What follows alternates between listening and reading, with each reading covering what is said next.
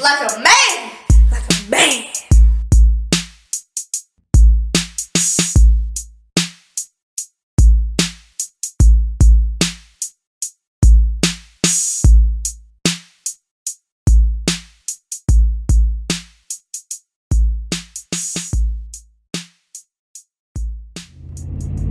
Hey now, Anthony with A&A Professional Services. It's gonna be sunny today, sunny tomorrow. It's cold though, but you can't complain. It's not raining, it's not wet.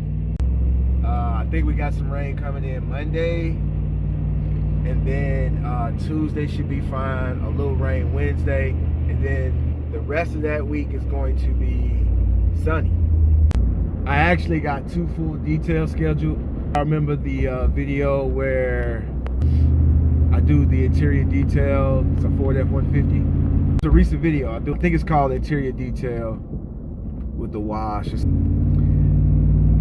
That was his company vehicle. He told me that he'll be calling me back to do both of his personal vehicles. So I'm headed there to do that now. Remember that video that I did? I think I put this video out in 2015. It was called $20 Car Wash. And the reason that I titled it $20 Car Wash is that we had a drought. You know, my business is primarily lawn care. And because of the drought, the grass wasn't growing. So I wasn't that consistent money I was making, I wasn't making it anymore. So that's when I was just like, man, I gotta do something. And so I ran the special. I texted all my clients I had at the time. I put it on Facebook, Instagram, and I got hits. Actually doing that helped me put my YouTube channel on the map, and also helped me put business on the map as well. I watched that video the other day, and it got me thinking. And what it got me thinking is that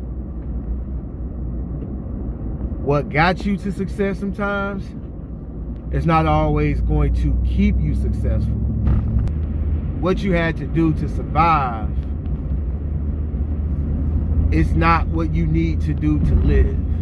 Once you survive, now it's time to live. Like, you know, when you're in survival mode, I mean, you're making decisions and you're doing things that you normally wouldn't do because it makes sense in that moment, it makes sense in that time, and you gotta get something done. So you're gonna do a lot of things that you wouldn't normally do to survive.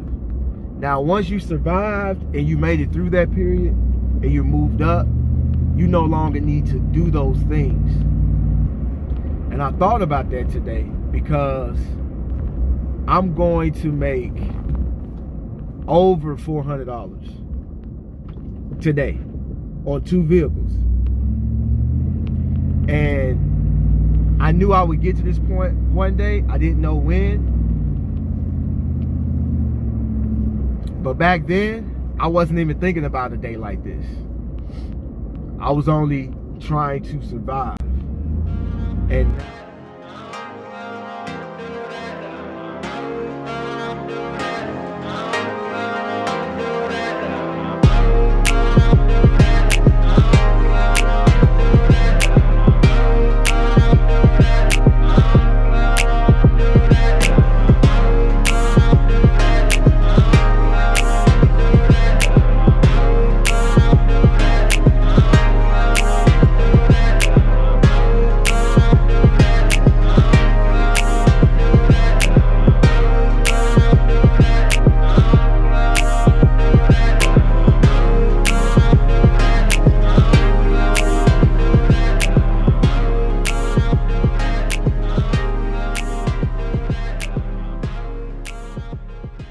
sunny over here, like, you know, this area where the car is, the sun hasn't hit that area yet, so It's gonna be probably like maybe another hour before the sun moves and hits that car.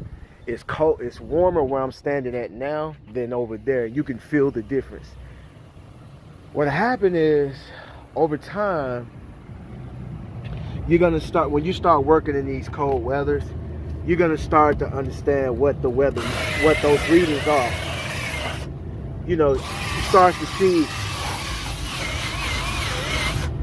you start to see, what the humidity does to the weather, what the wind does to the weather.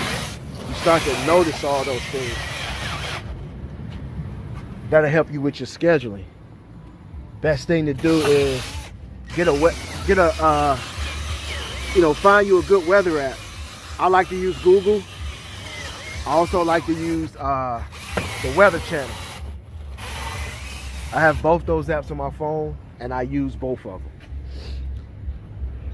What I like about the Weather Channel, as far as rain, it's pretty accurate as far as rain, and it gives you you can also get a radar. So when you have scattered showers,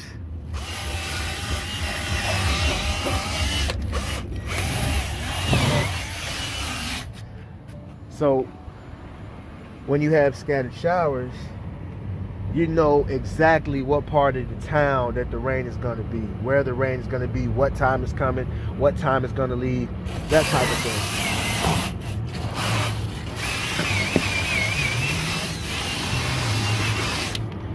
That could be a difference of wasting your time on an appointment that you could have scheduled for another day, or you could have scheduled that appointment at a different time.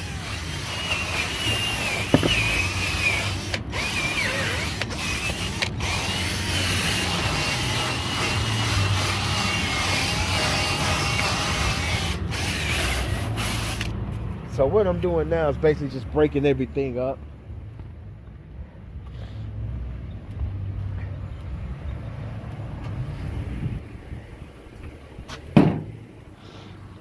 And what I'm going to do is, the first thing I'm going to do is I'm going to do the engine first, then the door jambs, wheels, and tires.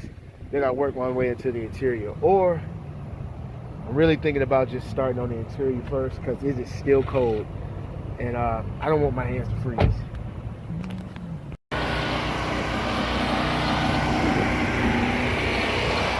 All right, I've been going at it with this interior. I drill brushed the carpets, blew everything out. I've already wiped down the seats, and I've been putting down leather protected interior dressing. All left to do is to steam the floors, vacuum.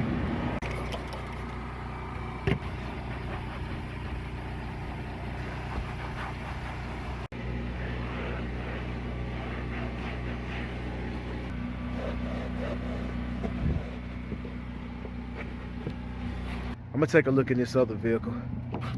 This is what I'll be having to deal with. Got some pet hair in here.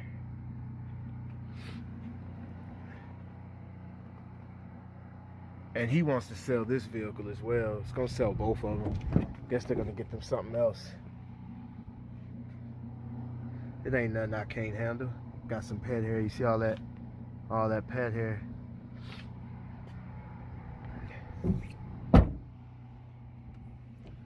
It's the truck that I did last week.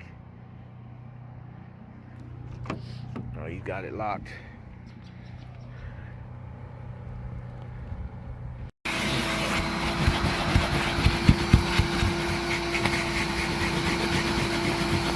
And the thing is when you drill brush these carpets first, you know, you get them a little wet from the APC. You know, just hit it with your drill brush, hit it with some air. It kind of breaks everything up. You know, it breaks that top layer down, so you can vacuum easily, you know.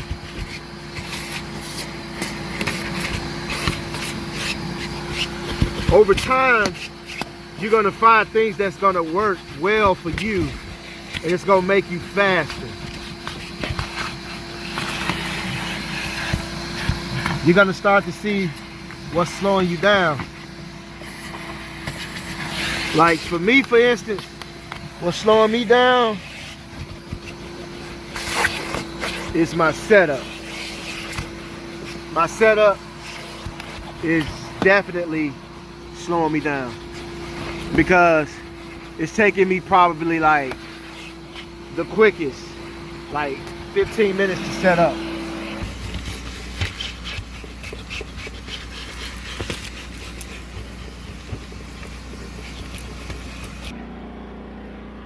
Carpet has been vacuumed. Now I'm gonna steam it. You know, I got little spots like here, little areas that need to be cleaned up. Like what I did for the shampoo, since the carpets weren't really dirty at all. You know, a few spots here and there. So what I did is on the vacuum,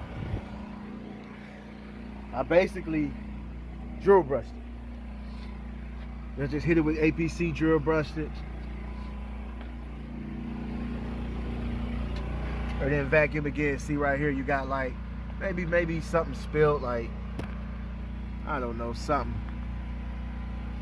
But I'll hit that with steam. And that'll be it for the interior. And while I wait for my, so here's the thing. While I wait for my steamer to warm up, I'm gonna go ahead and do the engine, the floor mats, and the tires. See, thing is, always be working on something. While you waiting on something else,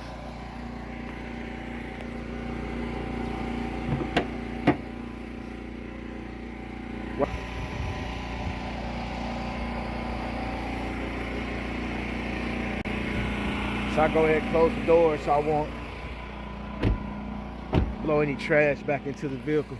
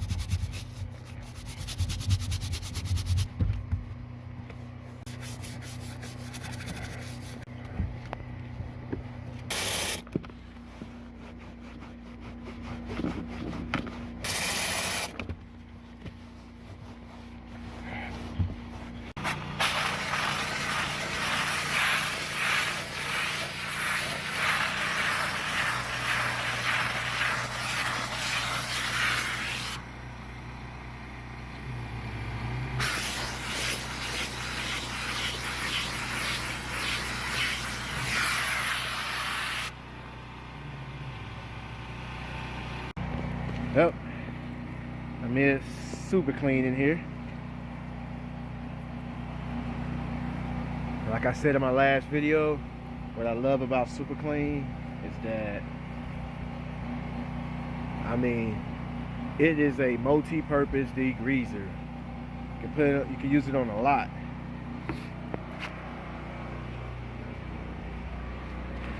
That way you don't have to have a separate, a separate cleaner for the tires, a separate cleaner for the rim. Now you guys always asking me the dilution ratio. I try to cut mine all the time that way, because each surface has a different dilution ratio. You're gonna have a different ratio. You're gonna have to cut it different if you want to use it on the interior versus the tires and wheels. Tires and wheels, you can use it straight. So if you want to use it on tires and wheels, you can use it straight, but you gotta think of it this way. If you cut it, it still works great. on the wheels and tires, and you can stretch the product longer. If you use it straight, you're gonna run out of product pretty fast. All right, I don't know if y'all can see that, but what you can see there is tar. You see? And hitting it with the degreaser. You can see the surface was already wet. It's not in direct sunlight. And it's cool. Let's see what it does. See? It just takes it right on off. See? There go another spot. See?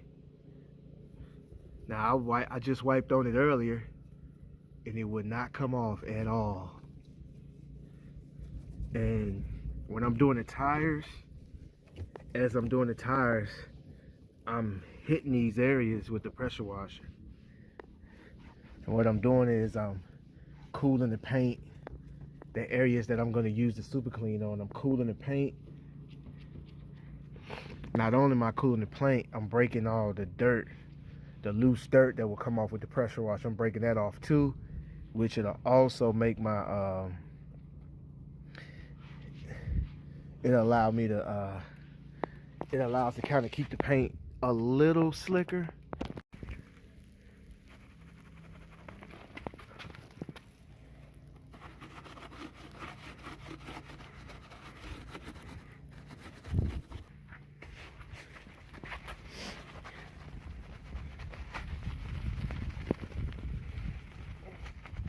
Thing is, guys, there's a lot of different chemicals out there. A lot of different products, which for the past, let's say 3 or 4 years, I've been using a lot of them, trying them out. Some on camera, some off camera. And just to see what they can do, and also to see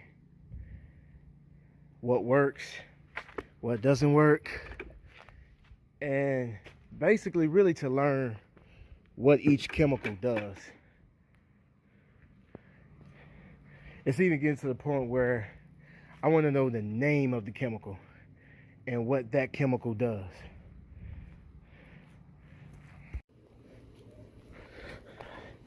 Like my water real soapy, just have a nice slickness to it. Just let everything glide across the paint. You don't have to press down too hard. That's why it's necessary for the prep. Get those skirts clean. And now that those skirts are clean, you can kind of go down at the bottom with your mitt and not have to worry about catching tar. Because trust me, you get tar in your mitt, might as well throw it away. Since this is a full detail, I am claying this vehicle as well. Same thing with the clay. Just, don't press down too hard. Just lay it down. Just lay it down and just, let the mitt do the work.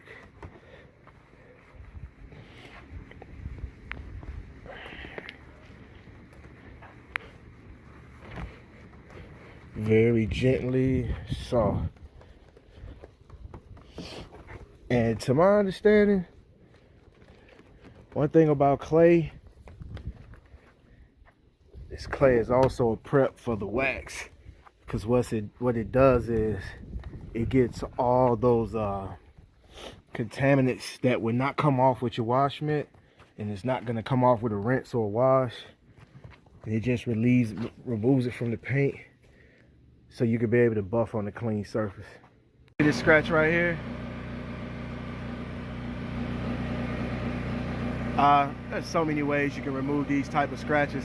Now, I'm not sure about that one because it's so white. Makes me think that it's kind of past the clear coat.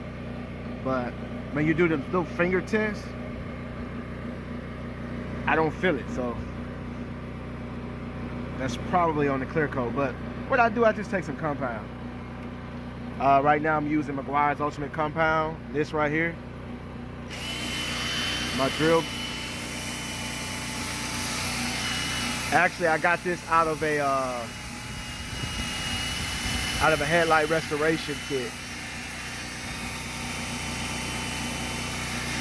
See, the thing about it is, once you understand what things do, like what different chemicals do, what different pads do, what polish does, what compound does, then you can you can improvise. You see what I'm saying? Because this wasn't designed for paint, but it is. You see?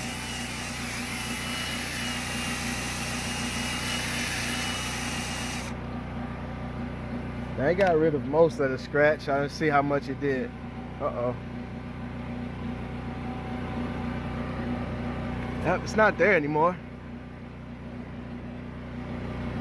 So he had a few scratches that he pointed out to me. And this is something that I practice on all the time. He has some scratches over here too. Like right here. I haven't even waxed it yet, but I was just going over the scratches with compound.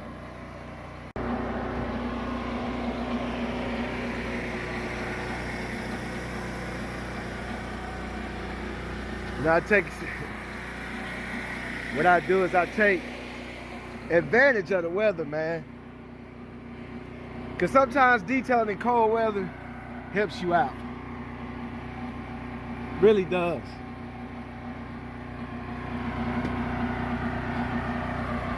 Everything has its pros and cons.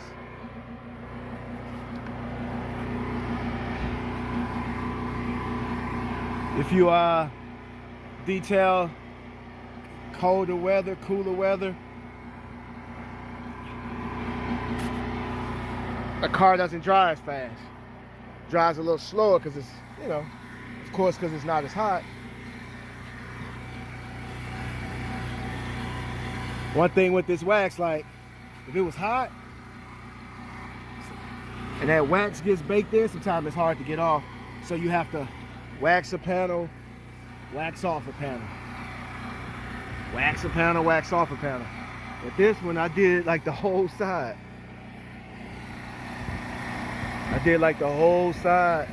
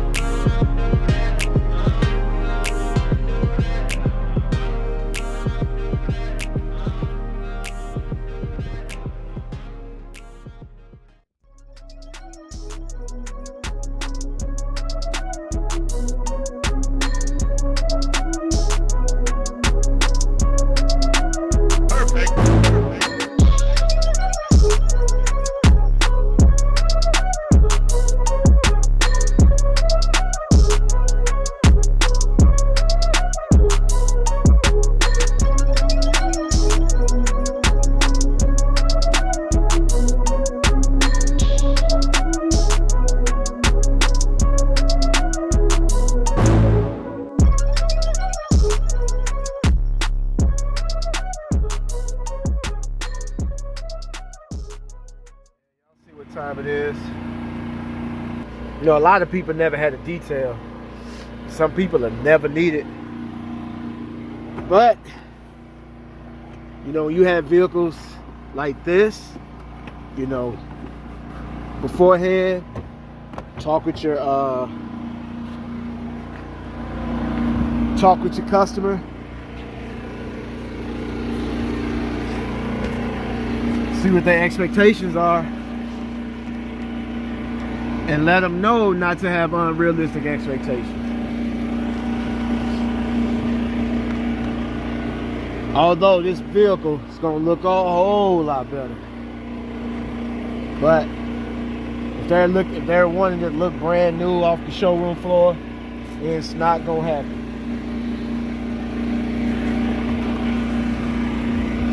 And you got some people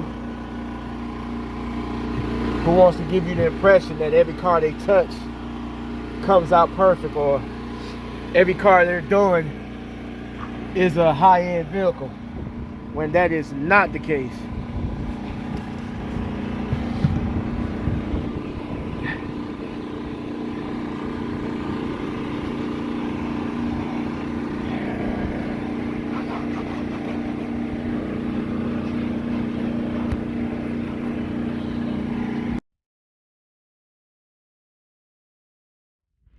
Almost done, guys. It's like a sun up to sundown. Well, not really a sun up to sundown, because I didn't start at sun up. But I actually got started around about 10:30, 11 o'clock. It's about 6 o'clock right now. All I gotta do is just dry it off, tire shine, spray wax, and I'm gone. Oh yeah, windows too. Y'all know, I don't know if I got a shot of how those tires was looking, how those wheels was looking. They was looking bad. Let me go and grab this before I forget it. See, when you get to this point, I start packing up. You see, everything is already put away. Stitching cords, that's all tied up. Everything where it needs to be. All I got to do is just grab it, throw it in or on my truck. Floor mats,